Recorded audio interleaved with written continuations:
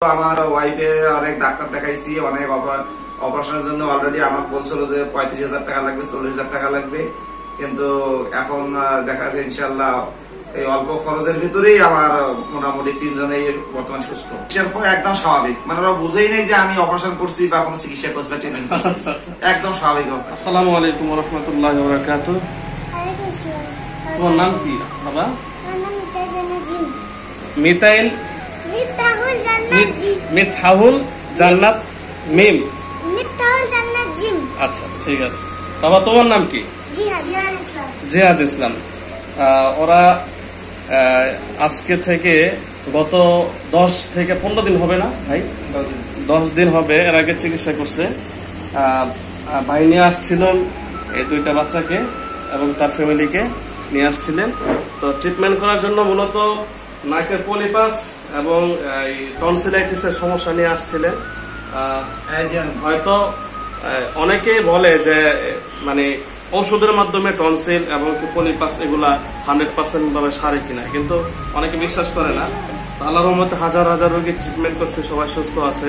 তো এই ক্ষেত্রে বাবা তোমার এখন কি নাক দিয়ে নিঃশ্বাস নিতে কি সমস্যা হয়, কষ্ট হয়? ক্লিয়ার হয়ে গেছে, নাক ক্লিয়ার হয়ে গেছে। ভিতরে কি কিছু ময়লা ছিল তোমার? এখন নাই না? জিহাদের অবস্থাও দেখলাম আলহামদুলিল্লাহ পুরোপুরি। ওর তো নাকের হাড় অনেকটাই বাঁকা ছিল। তো ভাই আপনি তো দেখছেন কি অবস্থা। তো আপনি যে 2টা বাচ্চার ট্রিটমেন্ট এবং ভাবির সাইনোসাইটিসের প্রবলেম ছিল, মাথা ব্যথার সমস্যা ছিল, তো ওই ক্ষেত্রে আপনাদের ফ্যামিলিতে 3 জনের চিকিৎসা করলেন অপারেশন ব্যতীত। এই ক্ষেত্রে আপনি কি মনে করেন যে মানে এই চিকিৎসাটা অনেক সহজ সরল নাকি না একেবারে অনেক কষ্টদায়ক?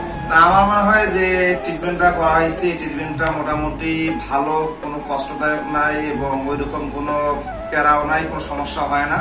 রোগী স্বাভাবিকভাবেই তার সমস্ত ট্রিটমেন্ট পায় এবং সুস্থভাবেই সবকিছুই সমাধান হয় এবং অনেক জরুরি। আমি তো আমার ওয়াইফে অনেক ডাক্তার দেখাইছি, অনেক অপারেশনের জন্য অলরেডি আমার বলছিল যে 35,000 টাকা লাগবে, 40,000 টাকা লাগবে, কিন্তু এখন দেখা যাচ্ছে ইনশাল্লাহ এই অল্প খরচের ভিতরেই আমার মোটামুটি 3 জনেই বর্তমান সুস্থ, সাকসেস হয়েছে ইনশাআল্লাহ।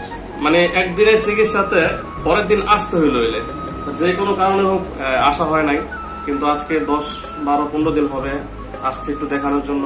আজকে দেখলাম আলহামদুলিল্লাহ জিহাদ, জান্নাত এবং ভাবিন। জিহাদ আচ্ছা সরি জিহান।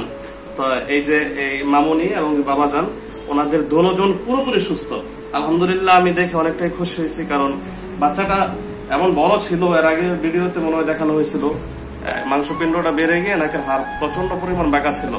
তার আগে ভাই এই যে ভাবির এবং 2 বাচ্চার কি কি সমস্যা ছিল? কম ছিল, এখন আলহামদুলিল্লাহ। ছিল না, ব্যথা ছিল, মাথা ঘুমানি ছিল, ঘুম ঠিকভাবে হয়েছিল না। তারপরে হলো সবসময় রাগই ছিল, মাথা গরম ছিল, এখন মোটামুটি অনেকটাই স্বাভাবিক।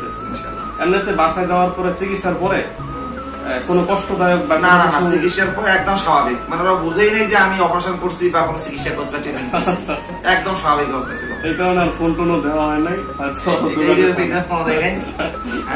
যাক ভাই, তো এমন মানে আলহামদুলিল্লাহ খুশি। আলহামদুলিল্লাহ, যাক আলহামদুলিল্লাহ। সবাই দোয়া করবেন আমার এই মামুনিটার জন্য আর আমার বাজানটার জন্য, যাতে আল্লাহ তাআলা কোরআনে, আচ্ছা ঠিক আছে জিহান, তো ওর জন্য দোয়া করবেন যাতে আল্লাহ তাআলা একটা বড় আলেম বানান। আর পরে কি ডক্টর না? মাশাআল্লাহ। যাক আলহামদুলিল্লাহ, সবাই দোয়া করবেন। আলহামদুলিল্লাহ, ঠিক আছে। আল্লাহ হাফেজ, আসসালামু আলাইকুম।